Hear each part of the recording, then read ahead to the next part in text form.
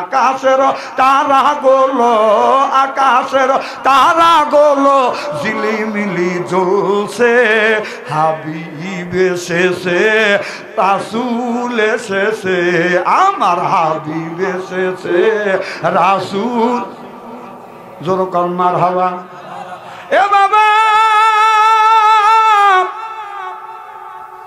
আমার নবীকে এই দৃশ্য দেখানোর পর আবার ডান পাখা দিয়ে আঘাত করলেন। আল্লাহর বান্দা কবরের মধ্যে চলে গেলেন। কিছু দূর আগা যাইয়া আর কবরের উপর আঘাত করলেন। কুম্বি ইসনি ইল্লা, আল্লাহর হুকুমে আল্লাহর বান্দা জিন্দা হয়ে যাও। দেখা গেল কবরের মাটি ফাটতে লাগলেন, লাফাতে লাগলেন। কবরের ভিতর থেকে আল্লাহর একটি বান্দা বের হয়ে আসলেন।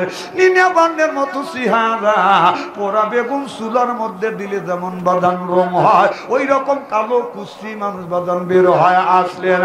আল্লাহর নবীকে এই দৃশ্য দেখানোর পর পাখা দ্বারা হালকা আঘাত করলেন। আল্লাহর বান্দা কবরের মধ্যে চলে গেলেন। প্রথম নম্বরে যেই মানুষটাকে দেখানো হলো, এই মানুষটা জীবনে নামাজ ছাড়ে নাই, রোজা ছাড়ে নাই, হজ ছাড়ে নাই, যাকাত ছাড়ে নাই, ধর্ম নিরপেক্ষ মতভেদকে ঘৃণা করেছে, আল্লাহর বিধিবিধান মেনে চলেছে। আল্লাহ বললেন ওয়ামাইয়াবতাগি গায়রাল ইসলাম, ইসলাম ছাড়া অন্য কোন তন্ত্রমন্ত্র জাতীয়তাবাদ ধর্ম নিরপেক্ষ মতভেদ কেউ যদি কায়েম করে, ফাল ইউকবালা মিনহু, ওর নামাজ রোজা হজ যাকাত আল্লাহর দরবারে কবুল হবে না, হতে পারে না। ওহুয়া ফিল আখিরাতে মিনাল খাসিরিন। আমার ভাইরা আমার, আল্লাহর আদালতে বিবাচ্চর কাতারে দাঁড়াইবে। ও নবীজি, এই লোকটা নামাজ ছাড়ে নাই, এই জন্য কবরের ভিতরে আল্লাহ ফুলের বাগান বানাইছে। সুবহানাল্লাহ।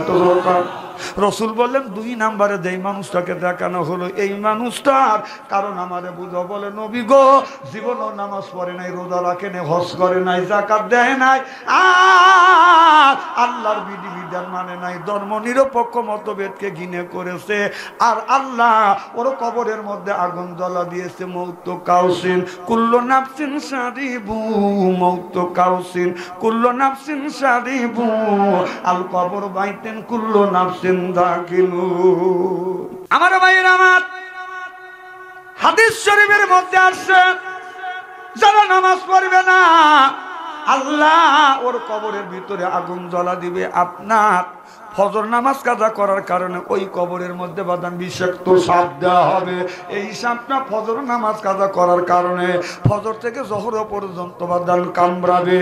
জোহর নামাজ কাজা করার কারণে সাপটা জোহর থেকে আসর পর্যন্ত কামড়াবে। আসর নামাজ কাজা করার কারণে সাপটা আসর থেকে মাগরিব পর্যন্ত কামড়াবে। মাগরিব নামাজ কাজা করার কারণে সাপটা মাগরিব থেকে ঈশা পর্যন্ত কামড়াবে। কবি বলে কোনখানে ঘুরিয়া বেড়াও হীরার পাহাড়, চড়ে বেড়াই এই জগতে বীরের জানোয়ার, এক এক কামড়ের জ্বালায় হাজার বছর দায়, এমনি করে কামড়াইবে লাখো লাখো বার। আমার ভাইরা আমার, আগুনের বিষাক্ত সাপ দেওয়া হবে। এই সাপটায় একটা বার কামড় দিবে, কামড়ের যন্ত্রণায় 1000 বছর পর্যন্ত জ্বলতে থাকবে, পুড়তে থাকবে। তাহলে নামাজের দরকার আছে না বাদান? না। আমার দিল শোনায়, আমার মন শোনার, আল্লাহরই নামাজ কাজা কইর না।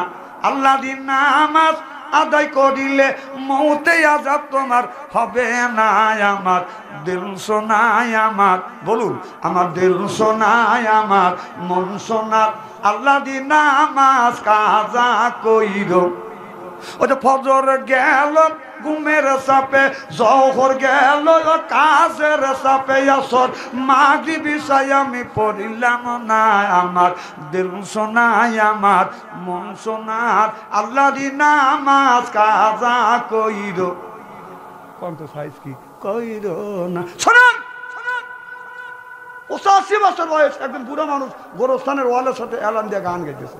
রাত্রি পোহাইবার আগে বাস বাগানে আসিও, আসল বিষাইয়া দিমুই আমার পাশে বসিও, গাইও আমার প্রেমের গান। নাউজুবিল্লাহ, একটু জোর কর। চাচার কাছে যা বললাম, চাচা এত সুন্দর গান জানেন, ধমুকতে দেওয়া যায় না, দেওয়া যায়। চাচা যখন অশ্লীল গান বাজনা গাইল, হাদিসের কথা মনে হয়ে গেলাম। হাসান ইবনে সিয়াব রাদিয়াল্লাহু তাআলা হইতে হাদিসটিতে বর্ণিত ক্বালা ক্বালা রাসূলুল্লাহ সাল্লাল্লাহু আলাইহি ওয়াসাল্লাম বলেছে ফিল বাসাই ওয়াজাররা ওয়াহিয়াইল বাসরি যুলজান্না রাওয়াহুল বুখারী সুবহানাল্লাহ বললেন না হাদিস শরীফের মধ্যে আছে অন্যায় দেখলে প্রতিবাদ করো এটা হলো ঈমানদারের নৈতিক লক্ষণ সুবহানাল্লাহ কোন আমি বললাম চাচা আপনি বুড়ো মানুষ এত সুন্দর গায়ান গান কয় আরো ভালো গায়ান জানি চাচার হাতে কে মারামারি করবো আমি চাচা বললাম চাচা তাহলে আমি একখান কই কও কি বাবু তুমি হুজুর মানুষ গান গাইবে আমি বললাম চাচা আপনার বয়স কত বুঝছি 80 থেকে 85 বছর বয়স আমি বললাম চাচা আপনার 80 থেকে 85 বছর যদি বয়স হয় তারপরেও যদি আপনার মনে ভয়ের জাগে আমি তো একজন ইয়ং ম্যান তখন তো আমি জুয়ান ছিলাম কথা বুঝতেছেন না এখন না বুড়ো হয়েছি চাচা বলে ভাতিজা ঠিক আছে তুমি বলো তারপরে কিন্তু আমি আবার দেখছেন চাচা কম না আমি তখন বললাম চাচা ওইটা বাদ রেখে এইটা যদি বলতে মানুষ উপকৃত হইতো আল্লাহ খুশি হইতো কয় ক বাবু আমি বললাম চাচা তুমি এইটা বলো রাত্রি পোহাইবার আগে মসজিদেতে যাইও যাই নামাজ বিছাইয়া আল্লাহর নামাজ কালাম পড়িও আল্লাহর কোরআন ও চাচা রে পড়িও আল্লাহর কোরআন যেরকম সুবহানাল্লাহ চাচা আমার কথা শুনে চোখের পানি ধরে রাখতে পারলেন না চোখের পানি ফেলে দিয়ে কান্দার বলে ভাতিজা জীবন ভরা লাইলি মজনু শিরি বরাদের প্রেমের গান গাইছি বেটা কেউ কোনোদিন নিষেধ করে না আজকে তুমি সুন্দর করে বুঝ দিলে অন্তর চোখ খুলে গেল আজকে থেকে তওবা করলাম অশ্লীল গান বাজনা জীবনে গাবো না আল্লাহর ঘর মসজিদ কোনোদিন ছাড়বো না চিল্লাইয়া কোন মারহাবা মাইয়া হাদি আল্লাহু ফালা মুদিল্লা লা ওয়া মাইয়া দিলিল্হু ফালা হাদিয়া লা আল্লাহ যারে হেদায়েত করে মানুষ তারে গোমরা বানাতে পারে না আল্লাহ যারে গোমরা বানায় আমার মতো মৌলভী বাচ্চু আনসারীকে বাইটা খাওয়াইলে কোনোদিন হেদায়েত প্রাপ্ত হবে না চিল্লাইয়া কোন ঠিক কিনা খুব খারাপ লাগতেছে আপনার শীত ধরছে আমার যে কাপড় ভিজে গেল হ্যাঁ তাহলে গরম ধরলে কি ভালো না খারাপ ডায়াবেটিস ভালো হওয়া যাবে লা ইলাহা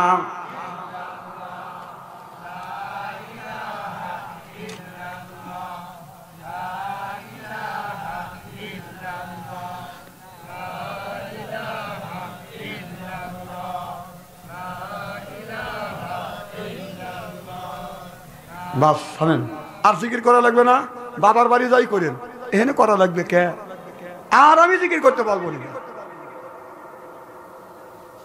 আমার ভাইয়ের আমার তাহলে আমি বুঝলাম নামাজ সম্পর্কে অসুবিধা আছে নাকি না নামাজ সম্পর্কে কথা গেলে অসুবিধা আছে তাহলে নামাজের কথা আল্লাহ কোরআনের মধ্যে 80 থেকে 82 জায়গা বললেন ওয়াকিমুস সালাহ নামাজ কায়েম করো অতু যাকাত আদায় করো সুবহানাল্লাহ বললেন না কুতিবা আলাইকুমুস সিয়াম রমজান মাস আজকে রোজা রাখো আল্লাহ নামাজের কথা 80 থেকে 82 জায়গা যাকাতের কথা 30টা জায়গা কুতিবা আলাইকুমুস সিয়াম রমজান মাসে রোজা রাখো সিয়াম পালন করো একের থেকে 2টি জায়গা ইঙ্গিত দিয়েছে তাহলে কোন বিবেকে তুমি নামাজ ছাড়লে এই নামাজটা পড়তে হবে তোমার ভাগ্যের প্রতীক কপাল আর মর্যাদার প্রতীক নাকটা এই জমিনে ঠেকাইবেন আর বলবেন আল্লাহ এই ভাগ্যের প্রতীক কপাল মর্যাদার প্রতীক নাকটা ঠেকাই যে তোমার কুদরতি পায় সুবহানাল্লাহ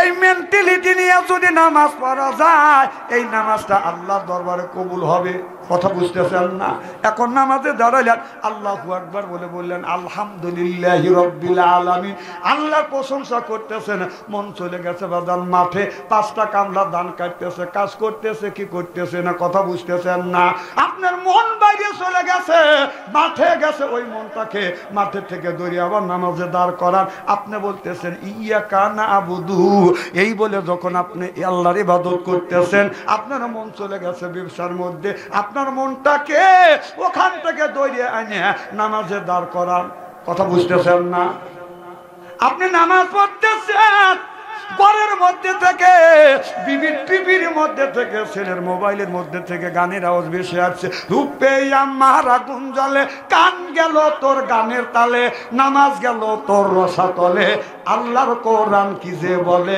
একবার তুলে নেলা কোলে। সুবহানাল্লাহ বললেন না?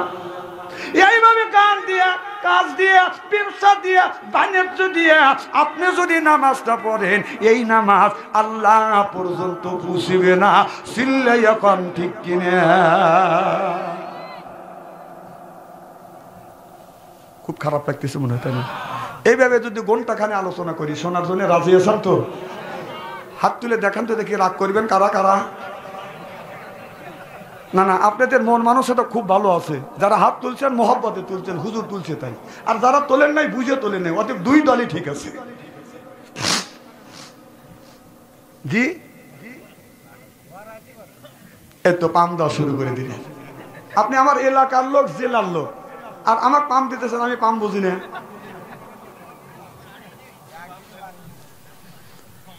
আমার ভাইয়ের, আমার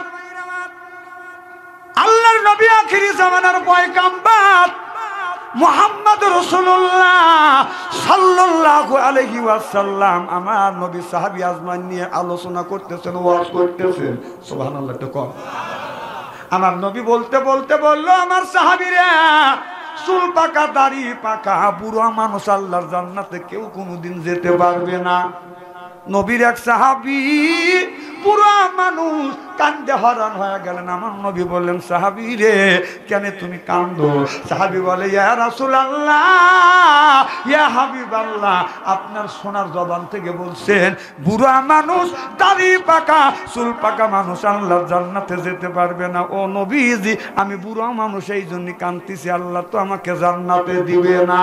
আল্লাহ নবী বলেন, সাহাবী রে, আল্লাহ যদি জান্নাতে দেয়, তুমি কি জান্নাতে যাবা? সাহাবী বললেন, ইয়া রাসূলুল্লাহ, ইয়া হাবিবাল্লাহ, আমি নামাজ পড়ি, রোজা রাখি গো নবীজি, জান্নাতের আশায়। নবী বললেন, তোমাকে আল্লাহ জান্নাতে দিবে। সুবহানাল্লাহ। আমার নবী বলে, সাহাবী রে, আল্লাহ যদি জান্নাতে দেয়, তুমি জান্নাতের মধ্যে কি চাও? সাহাবী বললেন, নবী গো, আমি বুড়া মানুষ, তখন আমার বেশি আশা নাই। আল্লাহ যদি জান্নাতে দেয়, স্বর্ণের জন্য একটা বিল্ডিং দেয়। আমার নবী বললেন, আল্লাহ তাই দিবে। বলো সাহাবী, আর কি চাও? বলে, নবী গো, আর তেমন বেশি কিছু চাই না, হীরা কাঞ্চন মানিক দিয়া যেন একটা সুন্দর খাট সাজাইয়া দেয়। নবী বললেন, আল্লাহ তোমারে তাই দিবে, তবে খাবারের প্রয়োজন, খাবারের জন্য তুমি কি চাও? সাহাবী বলে, রাসূল গো, আমি বুড়া মানুষ, আমার মুখে একটা দাঁত নাই, আল্লাহ যেন যদি খাবার দেয়, আমাকে যেন আঙ্গুর ফলের বাগান দেয়। নবী বললেন, আঙ্গুর ফলের বাগান কেন তুমি চাইলে? আপেল ফল আছে, পেয়ারা ফল আছে, বিভিন্ন ফল আছে, এই ফল তুই কেন তুমি আঙ্গুর ফল চাইলে? সাহাবী বলে, ইয়া রাসূলুল্লাহ, ইয়া হাবিবাল্লাহ, আমার মুখের একটা দাঁত নাই, সব দাঁত পড়ে গেছে, আমার সব দাঁত ভেঙে গেছে, পড়ে গেছে গো নবীজি। আল্লাহ যদি আপেল ফলের বাগান দেয়, কামড়াইয়া আমি খাইতে পারবো না, পেয়ারা ফলের বাগান দিলে কামড়াইয়া খাইতে পারবো না। আঙ্গুর ফলের যদি আল্লাহ বাগান দেয়, এই আঙ্গুর ফলটা আমি মাছটির মধ্যে নিয়ে, মুখের মধ্যে দিয়া, মাছটি দিয়া ফাঁসি মারবো, রসে আমার মুখটা ভরে যাবে। চিল্লাইয়া কর মারহাবা। আমি এই হাদিস পড়ে চিন্তা করলাম যে দেখি বুড়ো মানুষ আপেল ফল খাইতে পারে কিনা। আমি আবার কিছু কিছু জিনিস যাচাই বাছাই করছি। সুবহানাল্লাহ কোন। আমাদের এক দাদা আছে, প্রায় 100 বছর দরদার, মুখে একটা দাঁতও নেই। সুন্দর বড় যে একটা আপেল বল দিয়েছিলাম, দাঁত আপেল বল খাবে? খাবো, শেষে দেও। কম শেষে না, তোমার এইরকম ভাবে কামড়া যদি খাবে, বড় 500 টাকা পুরস্কার দেবো। কারণ রসুলের হাদিস আমার যাচাই করতেই হবে। সুবহানাল্লাহ কর। দাদা নিয়ে, প্রতিষ্ঠান নিয়ে কামড়া কামড়া ছালও তুলবে পারবে না, তাই রসুলের হাদিস সত্য হয়ে গেল। সুবহানাল্লাহ কয় না রে আমার ভাইয়েরা। আমার নবী বললেন, ও সাহাবী, আল্লাহ আঙ্গুর ফলেরই বাগান দিবে। সুবহানাল্লাহ কর। তবে এক একটা মানুষ যখন জান্নাতে যাবে, এক একটা পুরুষকে 70 করে বউ দিবে, যাদের বয়স 16 থেকে 17, 17 থেকে 18, এর চাইতে বড় হবে না, ছোট হবে না। ও সাহাবী, ওই বউ কি তুমি চাও? সাহাবী বলে, নবী গো, আল্লাহ আমাকে কি 70টা বউ দিবে? বলে হ্যাঁ। জান্নাতে মানুষকে যখন জান্নাতের মধ্যে আল্লাহ পাঠাইবে, আল্লাহ 70টা করে বউ দিবে, যাদের বয়স 16 থেকে 17 অথবা 18। এত সুন্দর চেহারা। সাহাবী বললেন, নবী গো, আল্লাহ আমাকে বউ দিবে, আমি এত বউ দিয়ে আমি কি করব? আমি বুড়া মানুষ, বসতে গেলে ইস করে বসি, ওটার সময় অমা অমা কথা কয় না, কথা কয় না, অমা অমা বলে উঠি। আল্লাহ আমাকে যদি বউ দেয়, বইয়ের হক আদায় করতে পারবো না, বইয়ের দরকার নাই, একা আছি, ভালোই আছি। আমার নবী বললেন, সাহাবী রে, বউ তোমার নিতেই হবে। সাহাবী বললেন, নবী গো, আল্লাহ যদি জোর করে আমারে বউ দেয়, বইয়ের হক আদায় করতে পারবো না, ছায়া ছায়া দেখা সেরা হক আদায় করতে পারবো না। আমার নবী বললেন, সাহাবী রে, এই জন্যই তো আমার আল্লাহ বুড়া মানুষ, দাড়ি পাকা মানুষ, চুল পাকা মানুষ বেহেশতে দিবে না। এই মানুষটাকে 120 গজ আল্লাহ লম্বা করবে, সিনেটা আপনার 7 হাত প্রশস্ত করে দিবে। তারপরে 70টার বর আঙ্গুল ধরে একই জান্নাতে প্রবেশ করবে। সুবহানাল্লাহ। সাহাবী খালি মিষ্টি মিষ্টি আসতেছে, হুজুর এইটাই তো চাই। মেয়েদের একটা স্বভাব আছে, ওদের স্বভাব হলো বেশি বেশি করে সাজুগুজু করবে, আর পুরুষের স্বভাব হলো একটা করছে আর একটা করি। হ্যাঁ, হাদিসে যা আসছে তাই বলতেছি। আমাদের এলাকায় বুড়া চাচা, আমরা দাদা বলি, বউ মরে গেছে, দাদা বিয়ে করবে, কাছে আমি বুড়ো মানুষ, এখন কি আমার সাথে কেউ দিবে? আমার কি আছে? কম দাদা তোমার সবই আছে, যদি দেয় তাহলে করা যায়। তাহলে মানুষ বুড়ো হয়, মন বুড়ো, কথা কয় না, মন বুড়ো। ও মন তো দাঁত পড়িল, চুল পাকিল, মনটা কিন্তু বুড়ো হয় না। ঠিক ঠিক ঠিক। যখন চুল পাকিয়া হচ্ছে সাদা, দাড়ি পাইকা কদম ফুল, মনে কয় কলপ নিয়া কালো করি মাথার চুল, যা হয় যৌবনের কালে তাই কি সারে কলপ নিলে। বুড়া মানুষটা হয়